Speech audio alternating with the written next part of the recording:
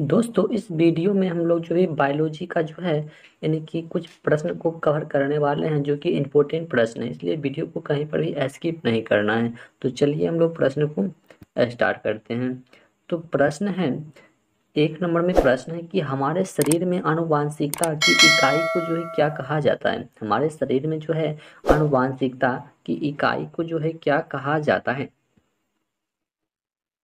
देखो इसको हम यदि बात कर ले तो इसको क्या कहा जाता है, जीन कहा जाता है। क्या कहा जाता है, जीन। देखो हमारे शरीर में आनुवांशिकता की इकाई को जो है ना जीन कहा जाता है। ठीक है, तो इस प्रश्न का बिल्कुल सही आंसर जो हमारा ऑप्शन नंबर सी हो जाएगा कि जीन कहा जाता है। ठीक है, जीन।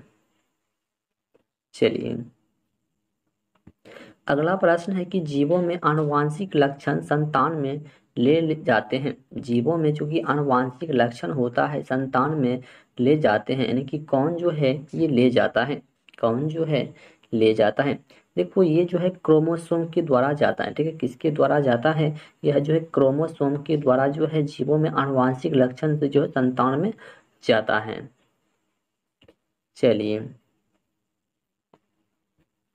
अगला प्रश्न है कि निम्नलिखित में से कौन जो है सूक्ष्म जीव जैसे कि जैव उर्वरक के रूप में प्रयोग होते हैं।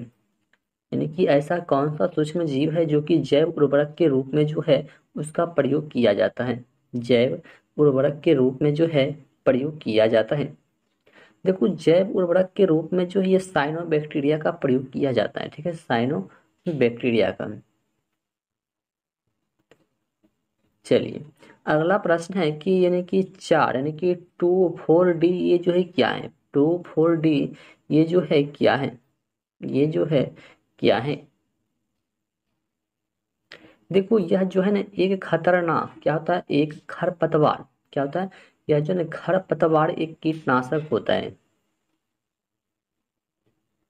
ठीक है, यह एक खरपतवार को जो है नाश करने वाली एक दवाई होता है 2,4-D। ठीक है, खरपतवार को नाश करने के लिए इसका जो है प्रयोग किया जाता है। चलिए अगला प्रश्न है कि सोयाबीन क्या है, सोयाबीन में नाइट्रोजन फिक्सेशन के लिए जिम्मेदार बैक्टीरिया जो है ये कौन होता है। सोयाबीन में नाइट्रोजन फिक्सेशन के लिए जिम्मेदार बैक्टीरिया जो है ये कौन होता है, इसमें जिम्मेदार बैक्टीरिया जो है ये कौन होता है। देखो इसमें जिम्मेदार बैक्टीरिया जो होता है ये राइजोबियम ट्राइफोलाई क्या होता है, rhizobium trifolii. Option number D जो है बिल्कुल सही जवाब इसका हो जाएगा। चलिए अगला प्रश्न है कि मानव शरीर की कोशिकाओं में पाए जाने वाले गुणसूत्र जोड़ों की संख्या जो ये कितनी होती है। मानव शरीर में कोशिकाओं में पाए जाने वाले गुणसूत्रों जैसे कि जोड़ों की संख्या जो ये कितनी होती है। देखो ये तेईस होता है, कितना होता है, ये तेईस होता है। ठीक है, जोड़ा की बात कर देगा तब जाकर के 46 गुणसूत्र हो जाएगा। चलिए अगला प्रश्न है कि जीवन की मूलभूत इकाई जो है ये क्या होती है। जीवन की मूलभूत इकाई जो है ये क्या होती है। देखो ये जो है कोशिका होती है, जीवन की मूलभूत इकाई जो है ये कोशिका होती है, यानी कि ऑप्शन नंबर ए जो है बिल्कुल सही जवाब हो जाएगा। चलिए अगला प्रश्न है कि निम्नलिखित में से कौन कोशिकाएं जो है नाभिक नहीं होता है, यानी कि ऐसा कौन सा कोशिकाओं में जो है ये नाभिक नहीं होता है। किस कोशिका में जो है नाभिक नहीं होता है। देखो ये लाल रक्त कोशिका क्या होता है, ये लाल रक्त कोशिका में जो है यहाँ पर नाभिक जो है नहीं होता है। ठीक है, नाभिक जो है ये नहीं होता है। चलिए अगला प्रश्न है कि वह सबसे छोटा जीव कौन है जो स्वयं विकास और प्रजनन करने में समर्थ है। स्वयं जो है क्या कहते हैं विकास और प्रजनन करने में क्या है वो समर्थ रहता है। देखो वो माइकोप्लाज्मा क्या हो जाएगा, तो वो जो है माइकोप्लाज्मा जो कि स्वयं जो है प्रजनन करने में क्या होता है समर्थ होता है, कि ऑप्शन नंबर सी जो भी बता रहे हैं बिल्कुल सही जवाब है। चलिए अगला प्रश्न है कि प्रोटीन संश्लेषण में निम्न में कोशिकाओं में से किन की भूमिका सबसे अधिक महत्वपूर्ण होती है। इनकी किसकी मतलब जो है भूमिका महत्वपूर्ण होती है प्रोटीन संश्लेषण के लिए। देखो प्रोटीन संश्लेषण के लिए अंतःद्रव्य जालिका और राइबोसोम की भूमिका जो है कि महत्वपूर्ण होती है। अंतःद्रव्य जालिका और राइबोसोम की ये जो है ना महत्वपूर्ण होती है। चलिए अगला प्रश्न है कि पादप कोशिका जंतु कोशिका से किस प्रकार जो ये भिन्न होती है। पादप कोशिका जो है ये जंतु कोशिका से जो है किस प्रकार से भिन्न होती है।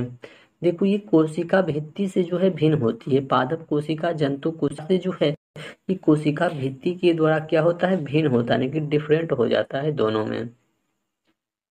चलिए अगला प्रश्न है कि कोशिका झिल्ली यानी कि प्लाज्मा झिल्ली किसकी बनी होती है। कोशिका झिल्ली जो है यानी कि प्लाज्मा झिल्ली जो है ये किसकी जो है बनी होती है। देखो ये प्रोटीन और लिपिड की बनी होती है। ठीक है, कोशिका झिल्ली जो है ये प्रोटीन और लिपिड की जो है ये बनी होती है। चलिए अगला प्रश्न है कि मानव शरीर में सर्वाधिक प्रचुर मात्रा में पाए जाने वाला तत्व जो है ये कौन सा है। मानव शरीर में सर्वाधिक पाए जाने वाला प्रचुर मात्रा में तत्व जो है ये कौन सा है।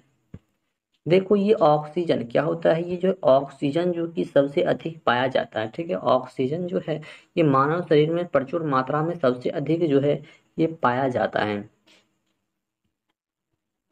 चलिए अगला प्रश्न है कि हमारे शरीर का अधिकतम भार बना है, यानी कि हमारा शरीर का अधिकतम भार जो है किससे बना हुआ है। देखो अधिकतम भार जो होता है ये जल के कारण होता है। हमारा शरीर में जो कि वजन जो होता है, वजन ये जो है जल के कारण ही होता है।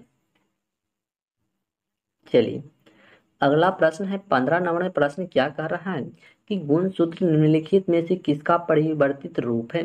गुणसूत्र जो है ये किसका जो है एक परिवर्तित रूप है। देखो ये क्रोमेटिन धागों का क्या हो जाएगा, क्रोमेटिन धागों का रूप होता है। गुणसूत्र जो है ये क्रोमेटिन धागों का जो है ना एक रूप होता है।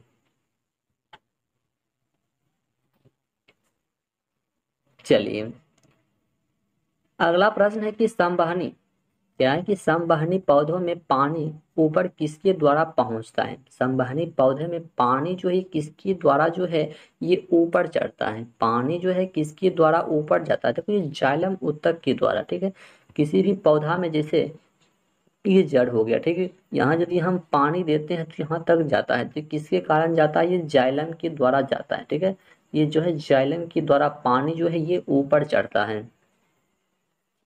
चलिए अगला प्रश्न कि पौधों में फ्लोएम मुख्य उत्तरदायी होता है। पौधों में फ्लोएम जो है किसके लिए जो है ये क्या उत्तरदायी होता है।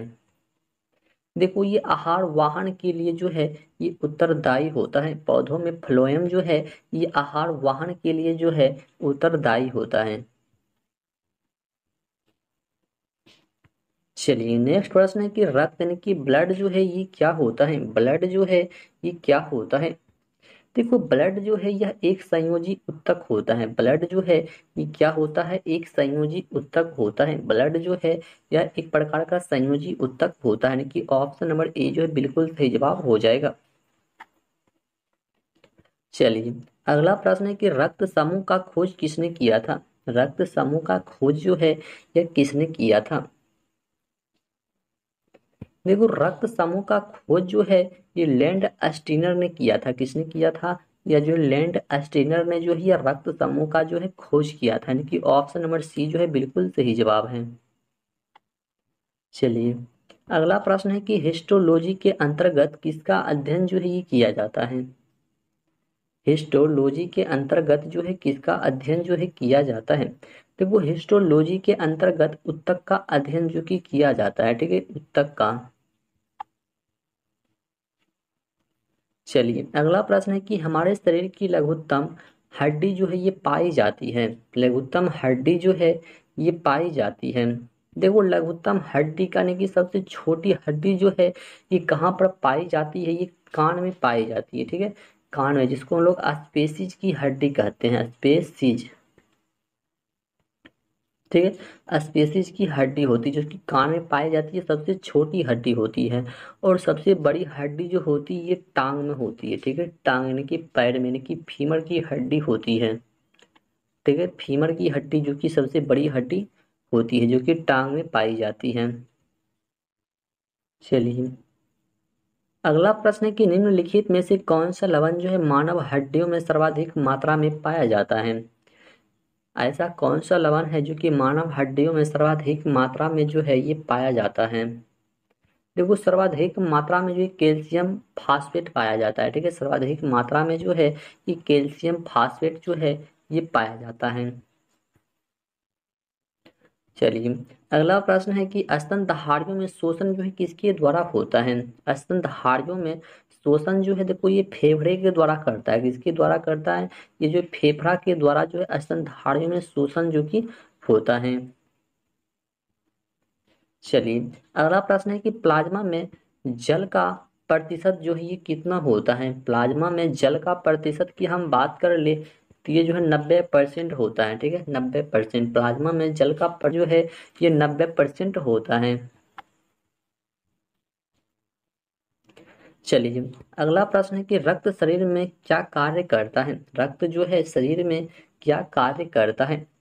देखो रक्त जो होता है ये शरीर में सारे शरीर में ऑक्सीजन को पहुंचाता है। रक्त जो होता है ये सारे शरीर में जो है क्या करता है, तो यह जो है ऑक्सीजन को जो है पहुंचाता है सारे शरीर के मतलब विभिन्न भागों में। ठीक है, चलिए अगला प्रश्न है कि लाल रक्त कणिकाएं मुख्यतः बनी होती है, यानी कि लाल रक्त कणिकाएं जो ये किसकी बनी होती है।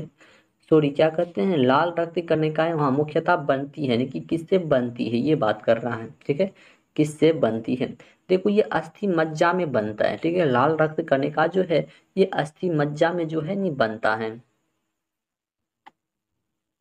चलिए अगला प्रश्न है कि कार्बन मोनोऑक्साइड ठीक है विशेषता निम्नलिखित में से किसको मुख्यतः प्रभावित करती है। किसको जो है ये प्रभावित करती है। देखो यह जो है रक्त की ऑक्सीजन को वहन करने में जो क्या करती है, प्रभावित करती है। ठीक है, ऑप्शन नंबर डी। चलिए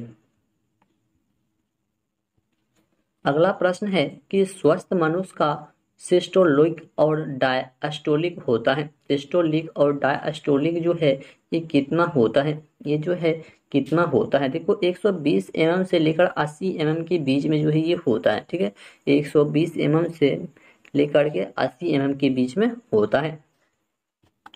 चलिए अगला प्रश्न है कि निम्नलिखित में से कौन सा ऊतक घाव भरने में सहायक होता है। यानी कि ऐसा कौन सा ऊतक होता है जो कि क्या करता है, घाव को भरने में सहायक होता है। ठीक है, घाव को भरने में जो है ये सहायक होता है।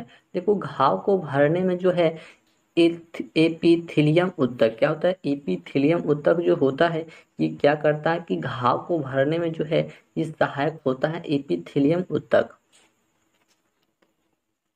चलिए अगला प्रश्न है कि प्याज में खाद्य पदार्थ किस रूप में संचालित होता है। खा सॉरी प्याज में जो है खाद्य पदार्थ किस रूप में जो है ये संचालित होती है। देखो ये सेल्यूलोज के रूप में, किसके रूप में होता है, यह जो सेल्यूलेज के रूप में जो प्याज में खाद्य पदार्थ जो है ये संचालित होता है। यानी कि ऑप्शन नंबर ए जो भी बता रहे हैं बिल्कुल सही जवाब है, ये सेल्यूलेज के द्वारा होती है। ठीक है, तो आज का प्रश्न यानी कि 30 प्रश्न हो चुका है बायोलॉजी का।